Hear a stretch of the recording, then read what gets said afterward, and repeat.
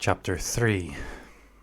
Wives, in the same way submit yourselves to your own husbands, so that, if any of them do not believe the word, they may be won over without words by the behavior of their wives, when they see the purity and reverence of your lives. Your beauty should not come from outward adornment, such as elaborate hairstyles and the wearing of gold jewelry or fine clothes.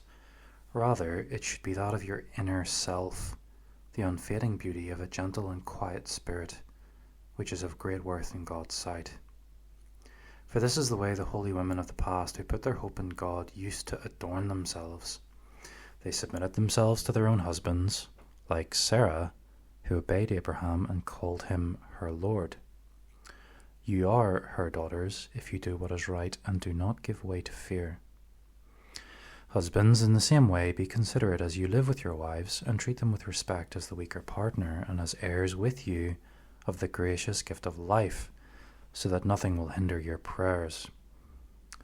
Finally, all of you, be like-minded, be sympathetic, love one another, be compassionate and humble.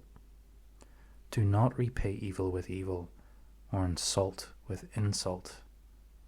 On the contrary, repay evil with blessing, because to this you were called, so that you may inherit a blessing. For whoever would love life and see good days must keep their tongue from evil and their lips from deceitful speech. They must turn from evil and do good. They must seek peace and pursue it. For the eyes of the Lord are on the righteous, and his ears are attentive to their cry. But the face of the Lord is against those who do evil. Who is going to harm you if you are eager to do good? But even if you suffer for what is right, you are blessed.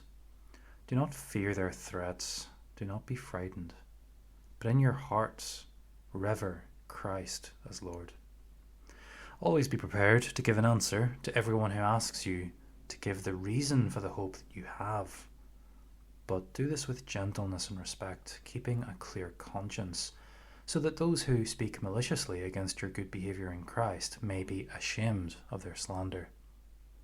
For it is better, if it is God's will, to suffer for doing good than for doing evil. For Christ also suffered once for sins, the righteous for the unrighteous, to bring you to God. He was put to death in the body, but made alive in the spirit. After being made alive, he went and made proclamation to the imprisoned spirits, to those who were disobedient long ago, when God waited patiently in the days of Noah while the ark was being built. In it only a few people, 8 in all, were saved through water. And this water symbolizes baptism that now saves you also, not the removal of dirt from the body, but the pledge of a clear conscience towards God. It saves you by the resurrection of Jesus Christ, who has gone into heaven and is at God's right hand, with angels, authorities, and powers in submission to him.